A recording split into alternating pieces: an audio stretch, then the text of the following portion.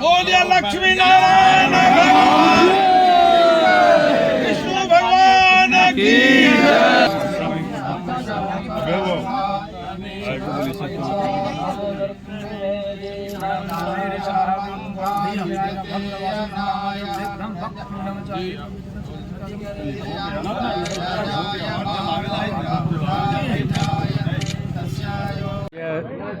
सामाजिक सहायता का कार्यक्रम आयोजित किया गया है। ये प्रशंसनीय है। समाज को इस तरह के आयोजन में बढ़ चढ़ कर हिस्सा लेना चाहिए। जो लोगों को ज़रूरत है उनको हमारी तरफ से कुछ मिले, इससे अच्छी कोई और चीज़ हो ही नहीं सकती। मैं अनुग्रहित हूँ कि मुझे उन लोगों ने आमंत्रित किया है इस कार्यक्रम में। मुझे बहुत खुशी हो रही है।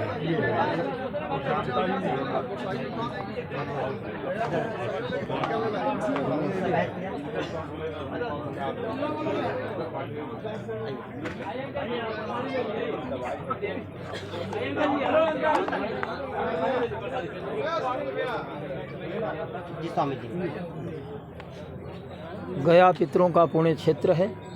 भगवान श्री राम ने भी इस क्षेत्र में आकर अपने पिता के निमित्त पिंडदान किया। और विशेषता तो यह रही कि जिस स्थान पर हम लोग बैठे हैं, यहाँ स्वयं महारानी जानकी जी ने अपने ससुर दशरथ जी के निमित्त 108 बालुका पिंडदान किए। 108। 27 नक्षत्र हैं, 4 दिशाएं हैं। 27 नक्षत्र चारों दिशाओं में भ्रमण करते हैं। 27 को 4 से गुणा करेंगे, 27 का 108।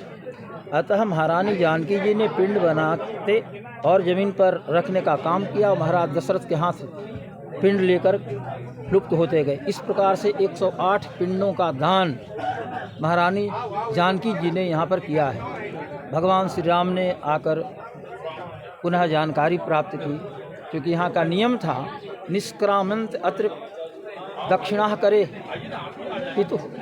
जितने लोग पिंडदान करते थे उनके पितर लोगों का दहिना हाथ निकल जाता था और हाथ में पिंड लेकर के वो लुप्त होते थे। लेकिन दशरथ जी का हाथ नहीं निकला तो राम जी ने जिज्ञासा की। जानकी जी ने सारी बातें बताई। कौन कौन हम इसमें प्रमाण हैं? फल्गु नदी, यहाँ के ब्राह्मण, आम्र वृक्ष, बिडाल, गो, सबों ने अस्वीकार कर दिया। अंत में सूर्य ने साक्षी दी। और सूर्य के कहने पर कि यहाँ की जानकी जी ने पिंड दिया है, तो स्वयं महाराज दशरथ आ गए और उन्होंने हृदय से राम जी को लगाया और कहा कि मैं तृप्त हो गया जानकी के पिंड प्राप्त करके, इनके हाथों से पिंड लेकर के। तो आज सामाजिक चेतना को जागृत करने का एक काम हो रहा है कि जिनको असुविधा हो, औषध की, फल के और किसी प्रकार के, वो पितृपक्ष में हमारे भक्त लोग कई वर्षों से ये कार्यक्रम करते आ रहे हैं। अतः अभी जैसा आपने हमारे श्रद्धेय अभयानंद शर्मा जी से श्रवण किया, इस सामाजिक चेतना को जागृत करने का कार्य है। और बड़ी प्रसन्नता है कि इससे यदि लोगों को लाभ हो रहा है, लाभान्वित लोग हों, तो अन्य लोगों को भी प्रेरणा मिलेगी। ऐसा काम होना चाहिए। समाज को जोड़ने का काम है, निर्बल लोगों को सहायता पहुंचाने का काम है। और नर में नारायण है। सामान्य लोगों की सेवा भगवान की सेवा मानी जाती है। अतः मैं भी पहले भी इसमें भाग लिया, इस साल भी भाग लेकर के अपने को गौरवान्वित महसूस कर रहा हूँ। बड़ी प्रसन्नता है। आगे भी लोग ऐसे कार्य करते रहें और सबको जोड़ें, यही भगवान से मंगलमय कामना है। भगवान गदाधर से निवेदन है। हरि ओम।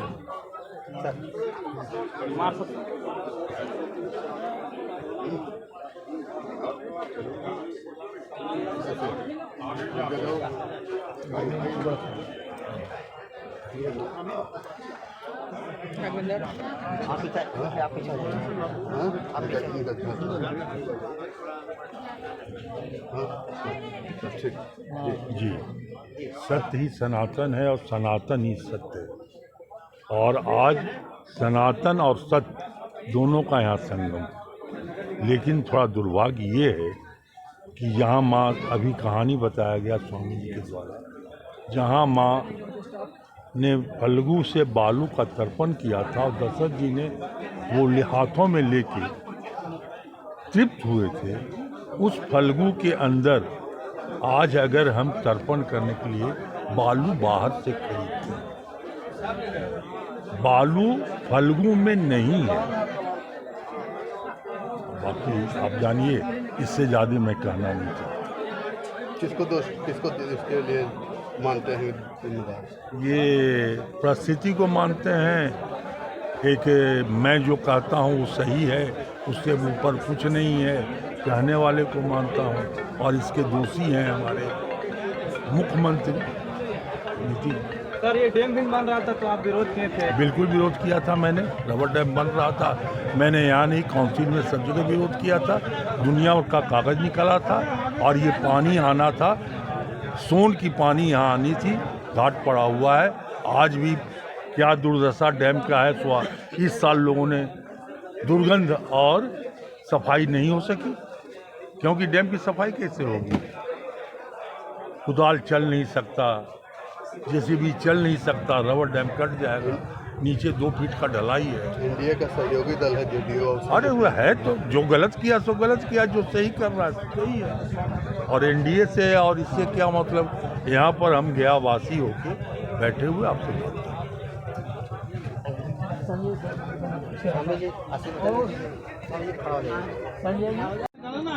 ब्रह्मर्षि सेवा अभियान के बैनर तले सेवा भाव से यहाँ एकत्रित हुए और इसमें गया के महान हस्ती जिसको कहा जाए, स्वामी जी हमारे हैं, परम पूज्य हैं। इनके आने से सेवा अभियान के आयोजकों का मनोबल और बढ़ेगा।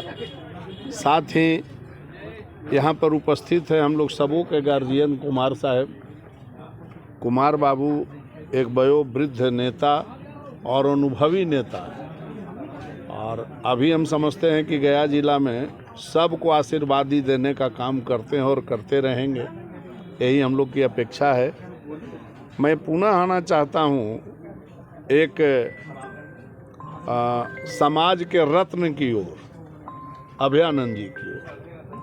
एक सन्यासी होकर उद्धार जितना किया जा सकता है, उससे कम उद्धार समाज का वो जनक की तरह विदेह रूप में रह के कर रहे हैं। और अगर उनकी तुलना मैं राजा जनक से करूं, कलयुग के जनक से, तो अतिशयोक्ति नहीं होगी। इसलिए कि अगर एक IITN बनता है तो उसके पूरे रिलेशन परिवार का उद्धार हो जाता है। और बाकी लोग तो शिक्षा एक ऐसा अलग है कि एक IITN अगर निकल गया तो जा करके यहाँ से विदेश तक नाम रोशन करता है। और उस काम का अलग बिहार में जगाने का काम शुरुआत अगर किए थे तो आदरणीय अभयानंद बाबू ने किया था। सर, यहाँ पे यात्रियों को किस किस प्रकार की सुविधा आगे आ रहे हैं। और उसके अलावे जितने ब्रह्मर्षि सेवा अभियान से जुड़े हुए लोग हैं वो सेवा भाव से काम करते हैं। हम तो आ रहे हैं 3 साल से लगातार। हम भी अभी तक के गया में इस तरह की परंपरा दिखावा में चलता था। लोग एगो शिविर खोल दीन, कुछ कीन, अपना एक लोग बाल्टी पानी रख दीन, चल दिए। लेकिन अनवरत 24 घंटा हमारे नौजवान तैनात रहते हैं और हर तरह की सेवा देने के लिए तैयार हैं। इसके लिए मैं ब्रह्मर्षि सेवा अभियान के एक एक नौजवानों को, एक एक आयोजकों को विशेष रूप से धन्यवाद देता हूं। और ये कोई भावना से, इसका कोई दूसरा भावना नहीं है, एक ही भाव है, सेवा भाव। और जहाँ तक शब्द है ब्रह्मर्षि, तो मैं उस पर कहना चाहता हूँ कि इसका अर्थ ही होता है समाज को सेवा की भावना से आगे ले जाना। आप सुने होंगे ब्रह्मर्षियों में श्रेष्ठ माने जाते थे वशिष्ठ। कितना भी कुछ उन पर आपदा आया लेकिन वो अपना धर्म नहीं छोड़े।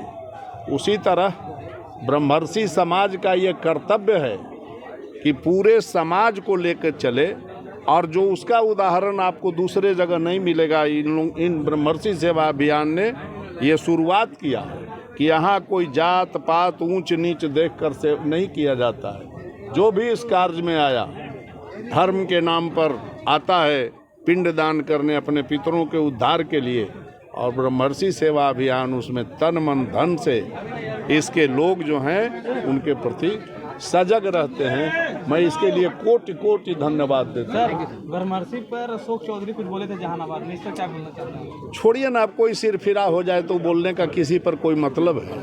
अब बोल के हम उनका और भाव बढ़ावें, ये सब बात यहाँ नहीं करनी चाहिए। हम लोग सेवा भाव से यहाँ हैं, उन पॉलिटिकल बात यहाँ मत लाइए। ठीक है।